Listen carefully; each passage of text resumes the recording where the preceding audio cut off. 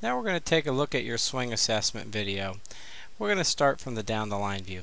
The first thing I notice in the backswing is you start from a centered position and you move off the ball into a rear anchor position.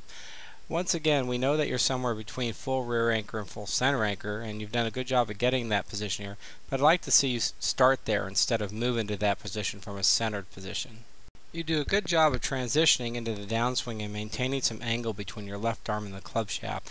I'd like to see a little bit more pressure on the ground at this point so that you can launch up into your delivery action so you can get more power in your golf swing.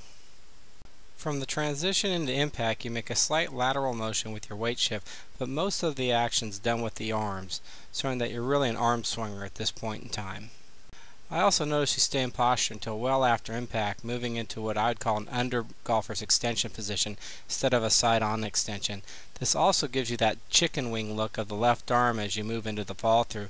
This is mainly because you have late postural release. Finally, we see your posture release up to a nice vertical finish. However, this has happened way too late for a side-on golfer. Okay, now we're going to take a look at your swing from the down the line view. The first thing I noticed during your takeaways, there seems to be a lot of arm and hand action moving up in a diagonal action towards your right shoulder. This looks more like an under move instead of a side-on move, so we're going to have to check to see if you're truly a diagonal hinger.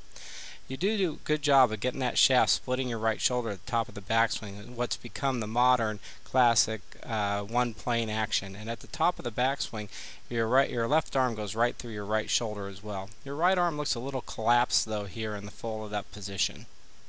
You do a great job of transitioning in a side-on manner, getting your right arm married to your right side, and we see the shaft between the arms, which is a good alignment at this point in the downswing. As you move into impact, there's very little body action. You've had very little ground force, very little rotation. It almost looks like you're just trying to return right back to address, which shows that you've lost some of the dynamic activity in your swing and you could be producing more power. As you move past the full extension into the fall through, we notice you stay in posture too long.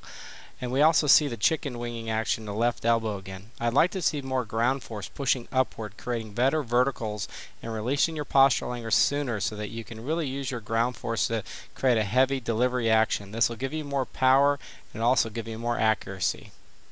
Okay, next up I'm going to make your instructional video showing you some of the things I feel you need to do to improve your swing and doing some refinement tests so we can nail down your exact swing anchor alignment.